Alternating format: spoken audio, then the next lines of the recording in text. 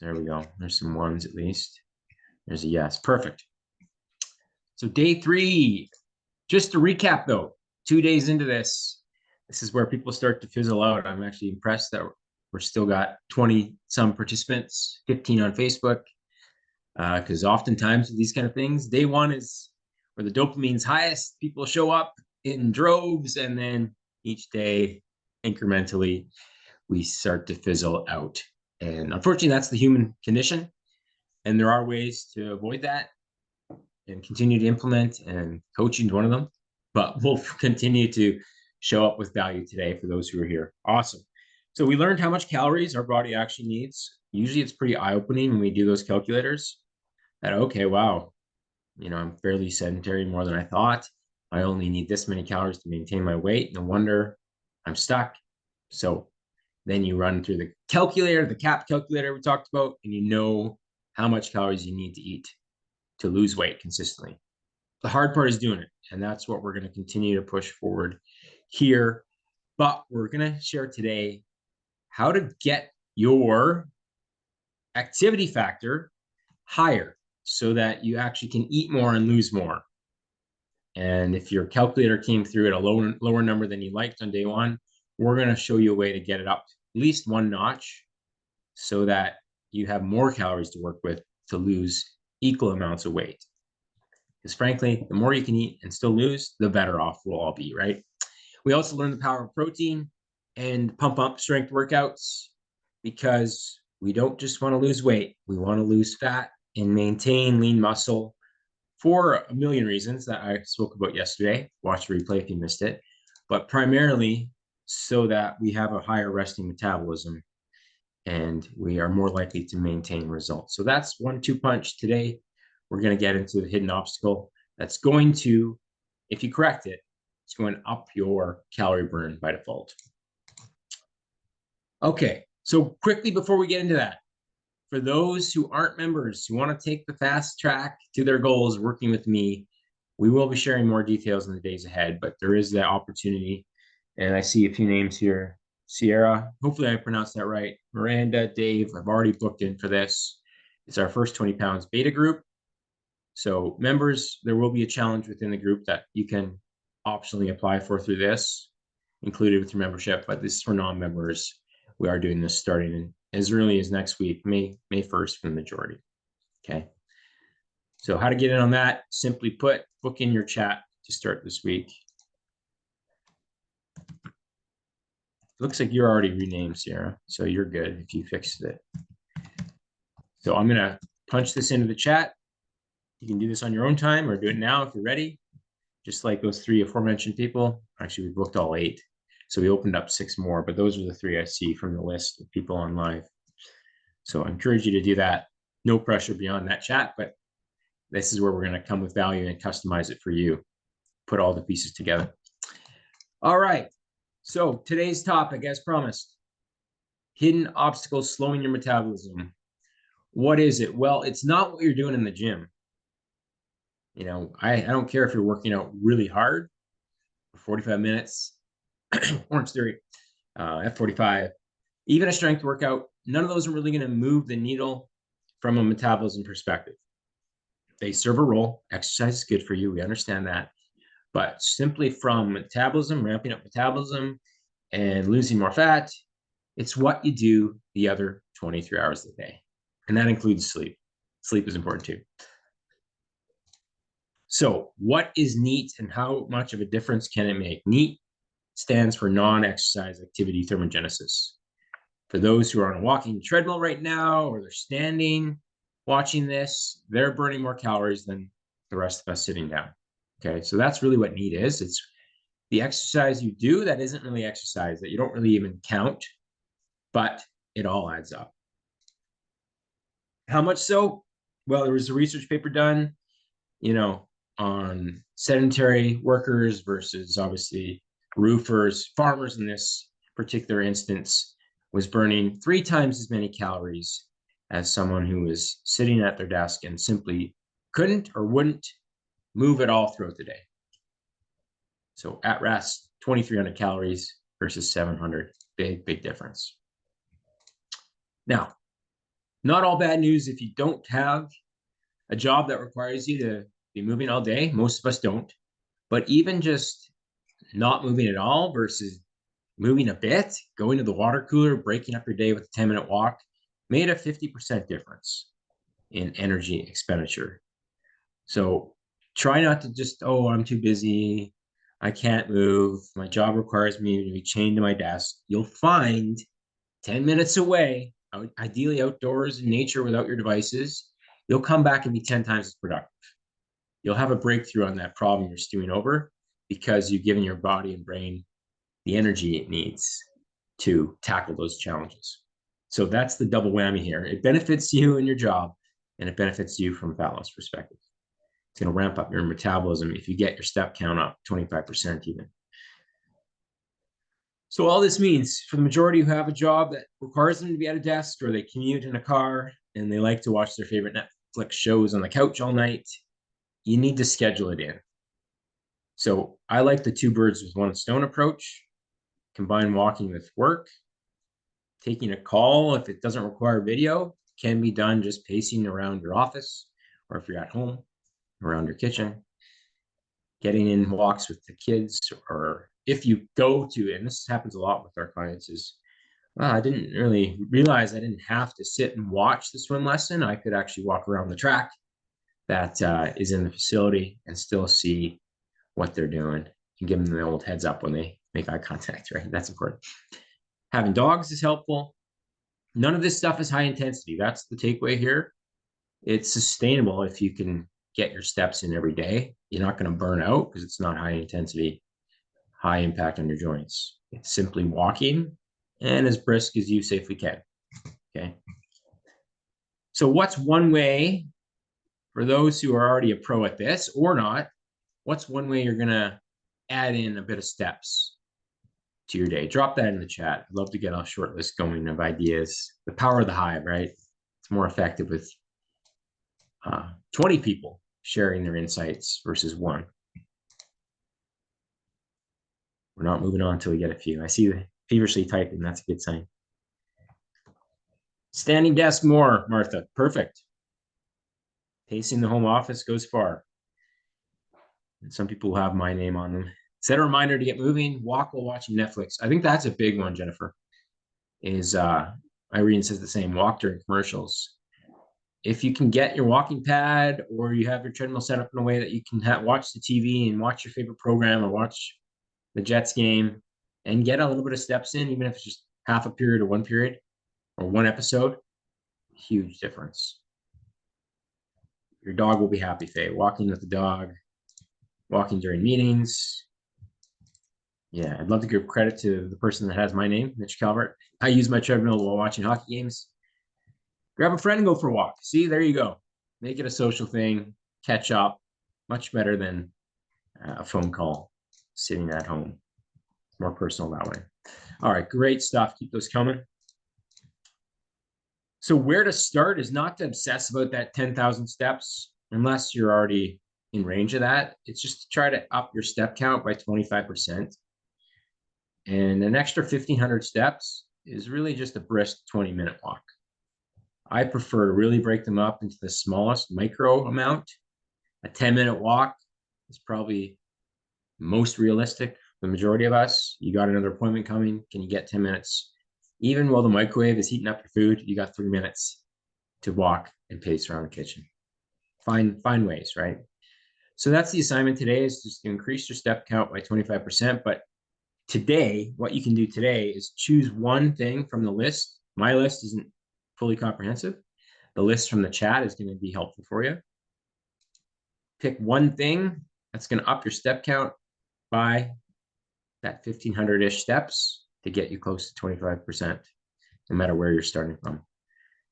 And just share that in the Facebook group. I'll have it's in the guide section. Today's assignment, how are you upping your steps? Just share that with the group. We're going to have a great list by the end of that all of us can kind of pick and choose what's realistic for our situation and what isn't. And you just pick one. Just pick one, right? Too many, you'll fail. Okay. Stuart uses the treadmill while watching hockey games. Yeah, watching the Oilers, I would imagine, is exercise and frustration. So you need to get your steps in to bring down the stress hormones. I like that. Quick shot at if you don't know, the Oiler fan in the group here. You can call them out later. Okay, excellent, excellent, excellent. So again, continue to bring those ideas to the Facebook group. As soon as we're done, I'll post it and share the link in the email follow-up. That's it for today's assignment. So I want to hear from you guys. What is the goal with your movement? Certainly there's benefits from a health perspective. They show even those who walk, I think it was like 6,000 steps a day, are less likely to die prematurely. So it's quite literally walking your way to a longer life, but quality of life. And walking, pretty much all of us can do at varying degrees of speed and intensity, but walking is walking. Don't overlook this aspect. It's not sexy, but it really makes a massive difference. And it makes dieting a lot more enjoyable because you don't have to rely so much on your intake, calorie restriction. So the more you can up your activity factor from 1 to your, that 25% more steps a day, it's going to mean you burn more calories, you lose more weight at the same amount of food you first calculated on day 1. Excellent. So again, for those in the know, the book is launched. You get a bonus entry, 5 entries actually, into the VIP coaching draw as part of this challenge. If you drop a review and you buy the $2, I think it's $2.70 Canadian for the PDF of the book, I'd really appreciate that. But I can send you a link here if you are not sure where to find this. I think I put it in the email, but let me know. I know if you actually read through it all. It's pretty easily consumed, 108 pages. So there you go. Irene's on her walk. Oh, she's got steps in. There it is. Look at you taking fast action. That's amazing. Awesome. All right. So the vision for all who are on this call is just to be comfortable in your own skin and present for those who are parents or not. Parents of fur babies still counts. Just that quality of life that comes with doing the right things. That's what this is about. That's what this 5-day training is giving you a sample of, is what life can look like when you commit to the basics and you commit to yourself and your health. Okay. So I keep having to remind myself, what am I doing this for? This is it. Because I was on the opposite end of this. I was the guy with the t-shirt, arguably a sweater vest on in the pool, because I really was so uncomfortable with myself in my 20s. And some people can own that and they don't feel like it really holds them back. That wasn't me. I just felt like I had to get healthy and fit for my own self. More chat coming, sorry. Oh yeah, no worries, no worries. If your name shows up as yours, you can change it with the 3 dots next to it on the video, but we'll figure it out. It's all good. Okay, so for those, oh, we got another call actually. Dawn, way to take fast action, Dawn. So those who are on the call, still kind of debilitating on the fence, maybe you're doing well on your own. Awesome. I know I'm speaking to the choir here with a lot of members already on the call. But for those who aren't, certainly you can try to do it on your own with what you've learned. We're going to be back tomorrow regardless with how to make time for fitness without sacrificing family time. That's going to be the topic tomorrow, and I think it'll be helpful to map out your schedule. Or you can schedule in that slam dunk session, 6-pack session. Everyone calls it a different name, but essentially there it is. Workwithmitch.ca. All right. So before we part ways, any final comments? I think we're ahead of the game in terms of time today, but we want to keep showing up here. A couple more days left. Tomorrow, the topic will be actually focused in on your calendar. I will have examples for shift workers. Hopefully I'll get a member on who is a shift worker, speak to their experience, more of a conventional 9-to-5 calendar, and then more of a business owner working all day, but have gaps in your day to fit this in.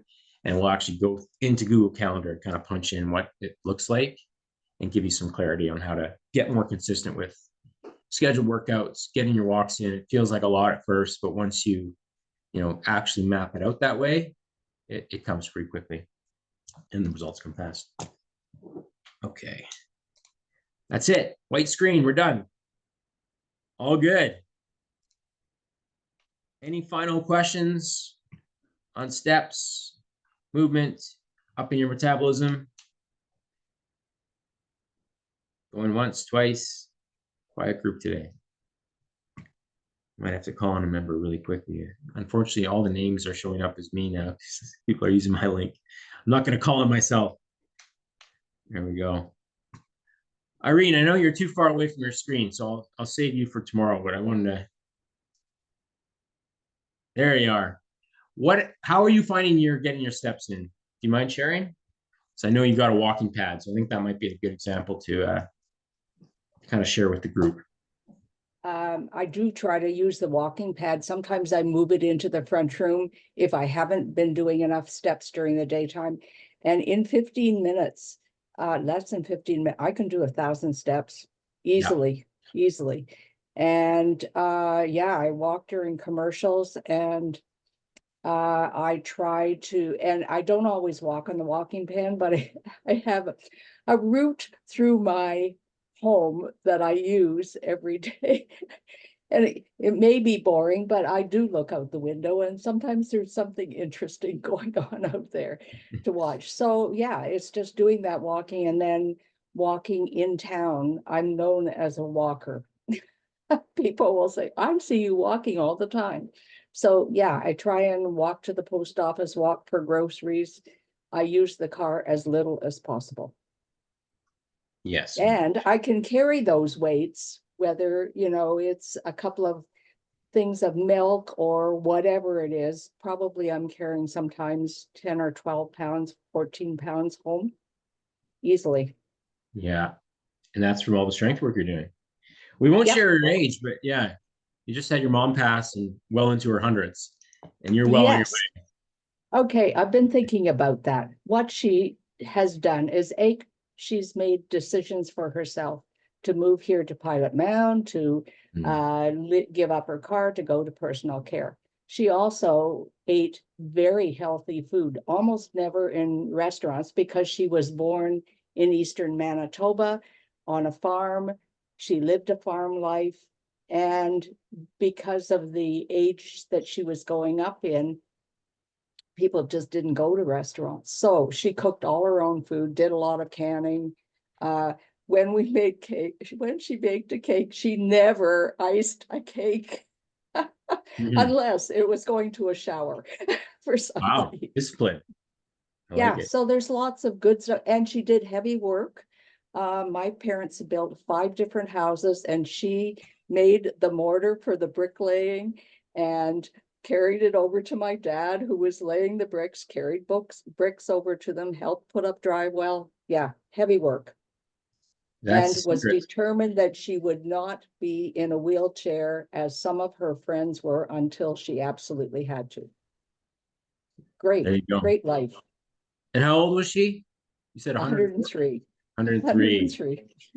Yeah, so there's some real takeaways on the secrets to longevity. And she could still, from the wheelchair, she was still lifting her legs onto a chair in front of her, because that's the way she liked to sit in the wheelchair. Nice. Well, there you go. So lift up heavy things, eat whole foods. A lot of these are kind of going hand in hand with the sessions we focused on today, the basics, right? Absolutely. Miracles, miracle worker, the basic stuff. Awesome, Irene. Thanks for sharing that. We had a question in the chat. Is there an easy conversion if you opt to go for a long bike ride versus walk? Yes and no. If you have a step counter or an Apple Watch, actually strap it to your shoelace, and it should track fairly accurately that way. Just kind of keeps the same cadence of steps. So that's one way to do it. But there's no like perfect 30-minute bike ride equals hour-and-a-half walk. But don't lose sight of the fact is moving more is going to be beneficial. So it doesn't have to be a perfect conversion, but if you prefer the bike, go to town on that. Awesome. Any other members who saw real benefits to just upping their step counts? I won't call you guys out if you don't want to speak to that, but no, good. Just do it. In other words, okay. Hopefully people are convinced by what I said. All right, we'll leave it there for today. Good stuff continuing to show up. I love it. Only 2 days left here to round this whole out. And tomorrow we're going to get deep into actually getting your calendar fixed so that you make time for this stuff. It's worth it. I promise you. All right. Have a good rest of your day. Talk soon.